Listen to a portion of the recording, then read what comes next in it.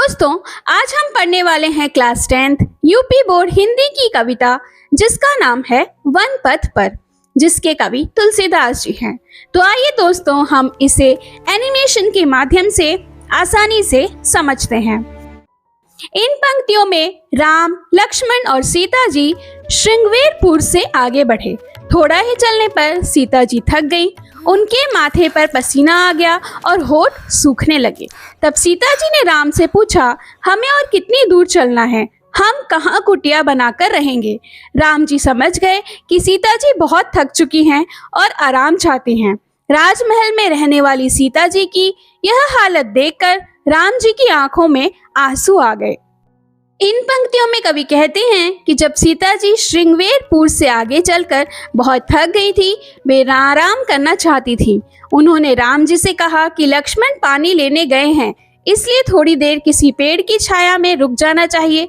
इस समय वे राम जी का पसीना पोंछ देंगी, उन्हें हवा करेंगी और उनके पैरों को धो देंगी, क्योंकि गर्म रेत पर चलने से उनके पैर जल गए होंगे। राम जी समझ गए कि सीता जी खुद बहुत थक चुकी हैं, लेकिन संकोच के कारण अपने लिए आराम नहीं मांग रही हैं। इसलिए राम जी बैठ गए और देर तक सीता जी की पैरों में चुभे हुए कांटे निकालते रहे, ताकि उन्हें अच्छा विश्राम मिल सके। पति का ऐसा प्रेम देखकर सीता जी बहुत प्रसन्न हो गई और उनकी आंखों से प्रेम के आंसू निकल आए।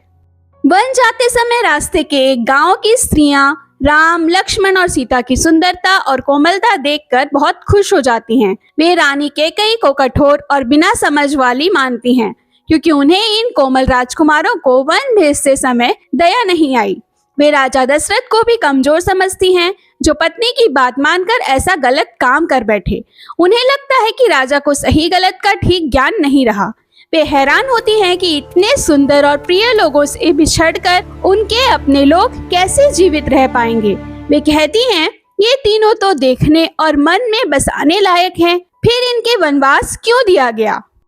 इन पंक्तियों में गांव की स्त्रियां सीता जी से पूछती हैं, जो जटा लगाए हुए हैं, जिनकी छाती और भुजाएं मजबूत हैं, आंखें लाल हैं और भौहें कुछ तिरछी हैं, जो धनुष, बाण और तरकस धारण किए हुए जंगल के रास्ते में बहुत सुंदर लग रहे हैं और जो बार बार तुम्हारी ओर प्रेम से देखते हुए हमारे मन को भी मोह रहे हैं। हे सखी, तुम हमें बताओ, ये सुंदर सांवले पुरुष तुम्हारे कौन लगते हैं? लास्ट की इन पंक्तियों में गांव की स्त्रियां ने सीता जी से पूछा कि ये सुंदर सांवले पुरुष आपके क्या लगते हैं। उनके मीठे शब्द सुनकर समझदार सीता जी उनके मन की बात समझ गई। सीता जी ने मुस्कुराकर और आंखों के इशारे से ही उत्तर दे दिया। उन्हें कुछ बोलने की जरूरत नहीं पड़ी। अपनी लज्जा के कारण उन्होंने इशारे से बता दिया कि राम जी उनके पति हैं। तुलसीदास जी कहते हैं कि सीता जी के संकेत को समझकर सभी सखियां राम जी को एकटक देखने लगी और अपनी आंखों को धन्य मानने लगी। उस समय ऐसा लग रहा था जैसे प्रेम के सरोवर में राम रूपी सूर्य निकल आया हो और गांव की स्त्रियों की आंखों रूपी कमल खिल उठे हों। दोस्तों, वीडियो अच्छा लगे तो इस वीडियो को लाइक कीजिए और चैनल को सब्सक्राइब कीजिए। Thank you for watching.